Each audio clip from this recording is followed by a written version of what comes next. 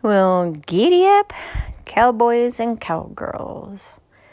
Our another is attempting to relax today, to let the tension that has built up release through what we have actually encouraged for her to do, believe it or not. And that is to have just a touch of alcohol. It's similar to a touch of cannabis or marijuana. It can, in certain instances, just help to release that inner tension, which creates a spin cycle of fear and retribution and all of that. And our another, as many of you realize, are struggling greatly right now. And so this morning, we just encouraged her to have just a few sips to release that tension and to remember or experience what expansion feels like.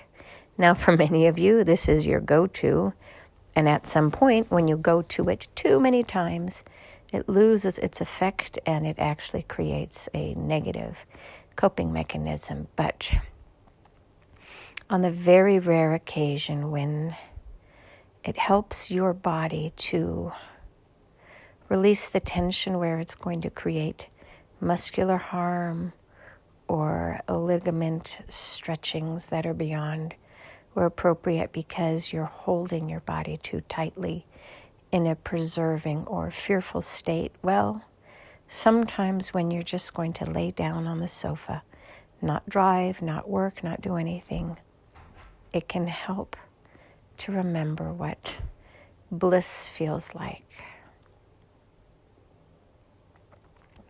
Our another, as many of you know, is being pulled in many different directions, and there are many shifts and changes within her etheric world as well as within her 3D world, which she's not aware of yet. We have hinted and indicated what is coming down the pipeline, but she has no evidence of its reality. So today, we gave her, or life gave her, a small validation of what we have been sharing with her.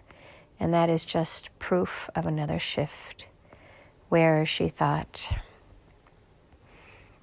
all was lost. So it is a reminder, a strong reminder, a firm reminder that even where you think all hope is lost, if you ask the universe or God or the divine or whatever you call us to come in and to create a miracle, to bring about some changes which are not probabilistically designated to occur, we can begin to move the energy balls in the ether to increase the likelihood of a shift of timelines, not only for our another, but for all of those who ask and pray and seek. And seeking can come in so many ways, including just falling on your knees saying, I don't know what else to do. Please just help me. Help me to figure this out. That simple prayer or request is enough to open the doors to the divine so we can come in. You need not name us or quantify us or describe us or, to be honest, even to believe in us, because belief is not a requirement or requisite for divine intervention. It is as simple as you asking or allowing us in. So here is our message for today for our another, as well as for others. Trust in miracles. Trust in magic. Trust that your belief or belief system in creating a better and more harmonious future matters. And many of you are building it in your mind's eye and just feeling it and being it because you know what it feels like to be broken. And you know what it feels like to be whole or holy. And many of you are choosing or preferring the path of wholeness. You don't know what you don't know, and you don't know what you have until you lose it. The contrast will oftentimes remind you of the duality in life. And therein, in the contrast and in the pain and in the suffering, if we are honest, and sharing what doesn't feel well, doesn't feel good, doesn't feel holy, is what helps to get you back on track. And it is okay to stumble, and it is okay to fall. We do not ask for perfection. We only ask for intentions and attempted growth. And the rest will truly take care of itself. Water your own garden. Tend to your own garden. And then watch it bloom. Make certain not to water somebody else's garden, because you will have no fruit, no produce, no harvest of your own.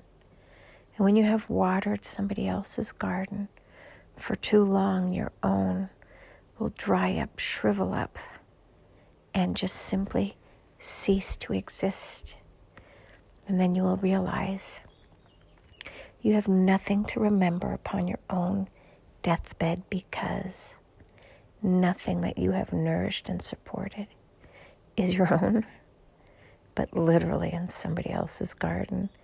And we can tell you without a doubt, it will never come back and replenish you in the way that you thought that it would.